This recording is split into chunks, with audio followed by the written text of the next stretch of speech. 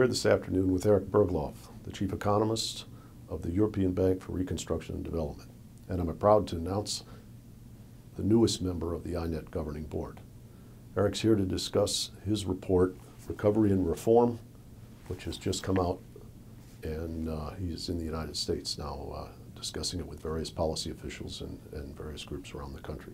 Erik, thanks for joining us today. Thanks for having me. You've just written a report. What are the big challenges for the Eastern European and world economy that you enunciate in your report? Yeah. So it's been a very difficult period for the region. Emerging Europe was the region most severely hit by the global crisis. It's also the region coming most slowly out of the crisis. And now for the first time we can say that we have actually recovery in almost all the countries. So there's basically only one country of significance that is still in recession, which is Romania.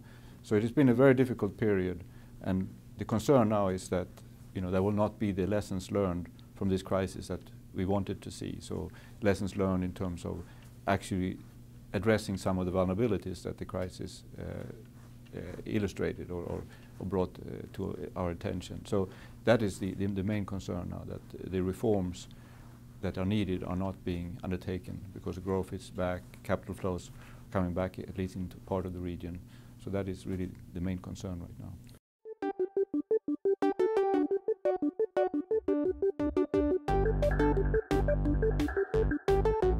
And as these economies are recovering on the back of somewhat stronger world growth, is it largely export-led growth, or? Yeah. So the countries that had strong export sectors, and this is a lesson that comes out of the crisis, that some countries had actually allowed these very significant capital flows into the region to go into building export sectors. Those countries are in much better shape now than the countries where these capital flows went into real estate and other things, sort of non-tradable sectors. So one lesson is, capital flows are good. You need to be sure that they go into the right places, and you also need to build safeguards and make sure that you have proper regulation in place. Those lessons are probably pretty good for the United States and the UK as well. Yeah, there are important parallels, and I think exactly the region illustrates some of the vulnerabilities in the global economy as well, because the region was probably the most integrated region in the world because of particularly in the financial integration. It was very strongly penetrated by Western European banks in particular. And this very deep level of financial integration. Many countries had, banking sectors that were 80% controlled by foreign banks, and that turned out to be, of course, a source of vulnerability. But in the end, actually, it turned out also to be a source of strength, because these banks were much less likely the subsidiary of these banks were much less likely to have a crisis during the global crisis. So actually none of the subsidiaries of the Western European banks actually defaulted during the crisis, while a lot of the local banks had very serious issues. Yeah. Well, it's not unlike the large versus small banks in the United States. Yeah, that's right. The time when you experienced the credit cutoff, was that largely because of the big banks and their international activities and their securities portfolios and off-balance sheet became impaired, and then they, retrenched? What we saw this time actually was that, yes, the markets for the bond markets disappeared, the syndicated lending disappeared, and the non-strategic banks in the region withdrew very quickly. But actually the strategic banks, these were a small number of banks, maybe a dozen banks, that had very significant stakes and very well-developed branch networks in the region and so on. They had a very strong interest in staying. The problem was that there was really no coordination framework to allow them to make sure that the policy measures, both in the home countries of these banks and in the host countries, were coordinated. And that's what I think at the EBRD did during the crisis, was to provide that kind of framework and work very closely with the IMF and with the European Commission to create a framework where the private sector could coordinate among itself, but also coordinate with the policymakers in home and host countries.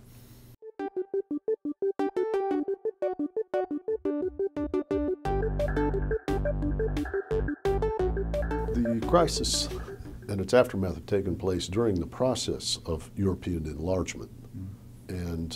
I would think that many of these countries that are emerging from communism in transition and approaching convergence with Europe might have taken quite a setback. How is the European enlargement agenda affected by the crisis, and what is the state of it at present? Yeah, I think one would see this in a larger picture, because it was really about a new growth model, in a sense, that this region tested. It was a growth model that's based on what we economists always wanted, capital flowing from capital-rich countries to capital-poor countries, and generating very significant growth. And we have looked at this, and it's very clear that, unlike in most other parts of the world, financial integration in this part of the world generated very significant growth in the period leading up to the crisis. But of course, and this was very much part of a broader integration. It was financial integration, it was real sector integration, and of course, underneath it all, political integration. And all those things came together and created sort of a virtual cycle, I would say, in the period leading up to the crisis. Then the crisis came, it put a lot of stress on this integration. But I think what comes out is that actually financial integration stood up very well to these pressures. But what was needed now was a regulatory supervisory framework at the European level that would actually correspond to the depth and sort of complexity of the financial integration that we saw. And so that's, I think, is something that came out of the crisis. We see now the first institutions, the new European Systemic Risk Board, for example. There's also a new micro-prudential risk, not risk board, but a group of supervisors created to deal with some of the complexities of this financial integration. So yes, European integration was part of the story leading up to the crisis. The crisis created stress on the system, but also led to new developments in integration in Europe. So there is a very strong issue now inside the European Union. Should there be continued integration, or should there be a further extension into new countries? And there, I think there is still a lot of discussions to be had. Of course, from our perspective, we think this is extremely important to keep this enlargement alive, because it's been a very important driver of growth in many areas, economic as well as political and social, cultural, all those things. The desire to become part of Europe and return to Europe for most of these countries has been very strong, driving integration, and I think that's what we should welcome. It's been very important for dealing with some of the issues in Southeast Europe, where, of course, the collapse of the former Yugoslavia was a major source of tension, and the prospect of becoming part of the European Union has been a sort of source of an anchor, if you want, to the economic and political developments in that region.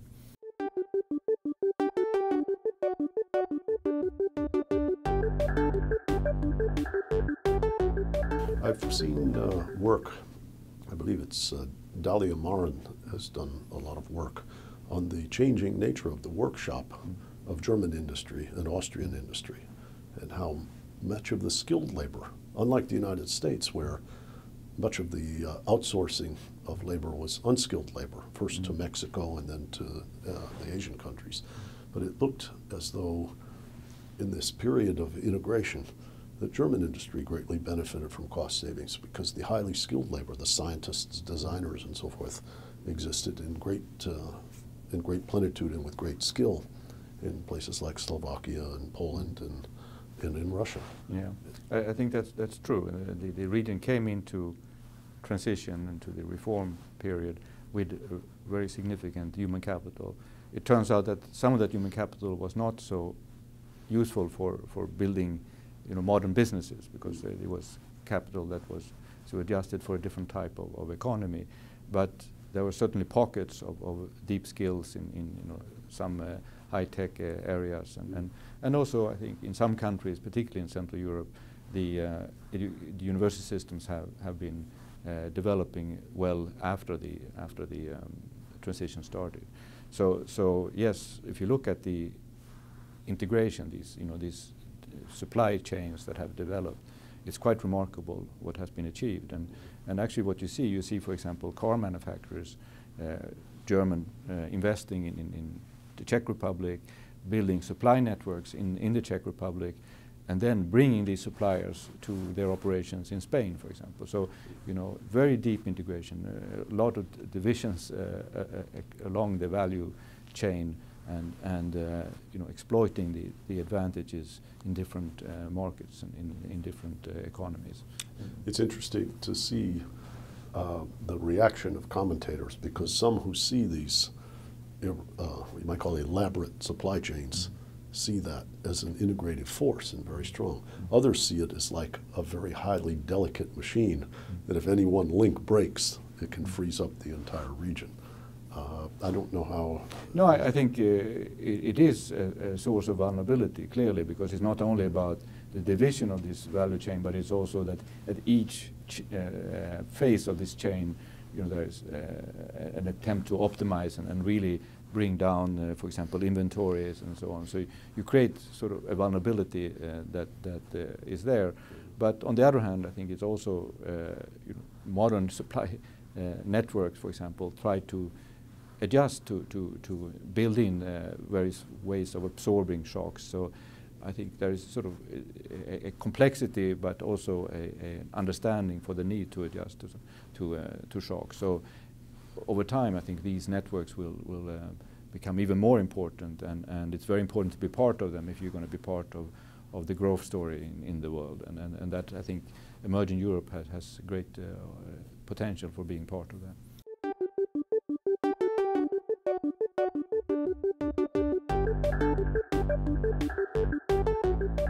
You mentioned the relationship between the United States and Western Europe, and indirectly Eastern Europe.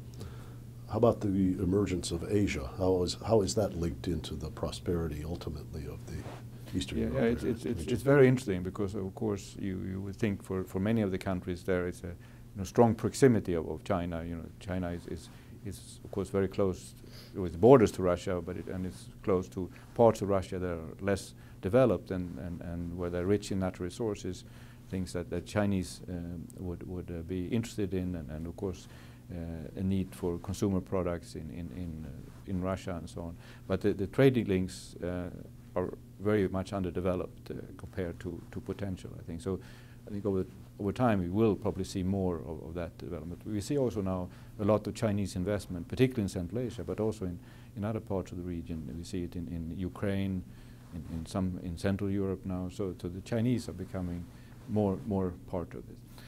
But if you look over a longer period of time and look at what has been achieved in terms of exports, the region has done very well and been able to compete actually with China in most important markets. So very strong export growth, very strong general growth, and then also in particular sectors that the region is dependent on. It has been very successful. So the problem with that is, of course, that this was relying on a number of factors that are not necessarily there in the future. It was low labor costs. There was you know, a lot of potential for trade improvements, new trade arrangements.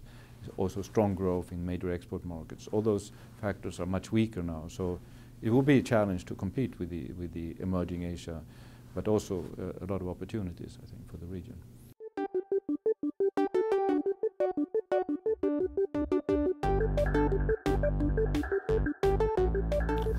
So in your report, we talked a little bit about the development of local currency markets. What are the other big highlights that you emphasize in the body of the report? So the report is about creating stronger growth and more sustainable, safer growth. And so besides building local capital markets, we talk about the need to build strong export sectors. It's not so much because of the need to generate foreign exchange income. It's more about getting innovation into these economies, because you know, innovative companies are more likely to export, but more importantly, you know, exporting companies are more likely to innovate. And you learn a lot from being present in world markets, but also you have broader markets to disperse your costs of research and development, your costs of adaptation and so on. So export is very important for driving innovation, pushing these countries up the value-added chain, and I think that is one other thing we discuss in what can be done specifically in individual countries to address this, whether it's about removing non-tariff barriers, improving customs procedures, dealing with corruption. All those things are very important in promoting export. The last area we look at is the general business environment. So this is of course something that the EBRD has been very much pushing over the years, but here in this report we try to take a new look at the data and tease out more specifically what can you actually learn from the data that we have on particularly we work with a survey of enterprise managers in all our countries of operation, and we're trying to see what from their perspective are the most serious obstacles, and then you have to deal with a lot of methodological problems when you look at this kind of data. Is there some countries maybe more have a higher propensity to complain. There may be in some countries something that's described as an important obstacle may actually there may be other things that you would think are important, but actually because those issues have been dealt with, this comes out as an important obstacle. So you have to try to understand exactly what is the reality that these managers face when you try when they say that this is a particular obstacle. So we do that methodological analysis, and then we try to see what are the actual policy implications, and again looking at what has individual countries done.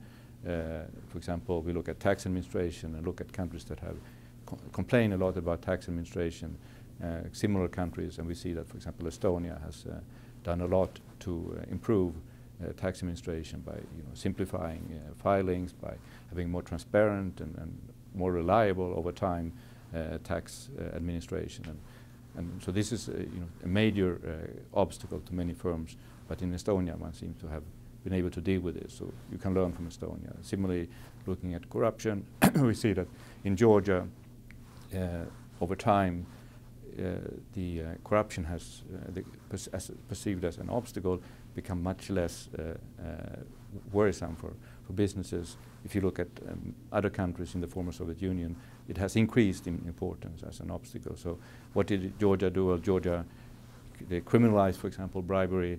They fired a lot of bureaucrats and paid the remaining ones better. So there were things that Georgia did that could probably be emulated by other countries. So that's the third part, how to improve the general business environment.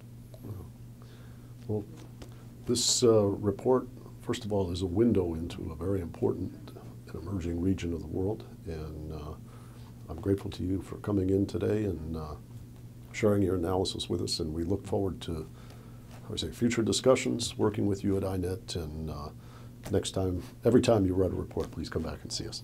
Thank you very much. I think it's very important.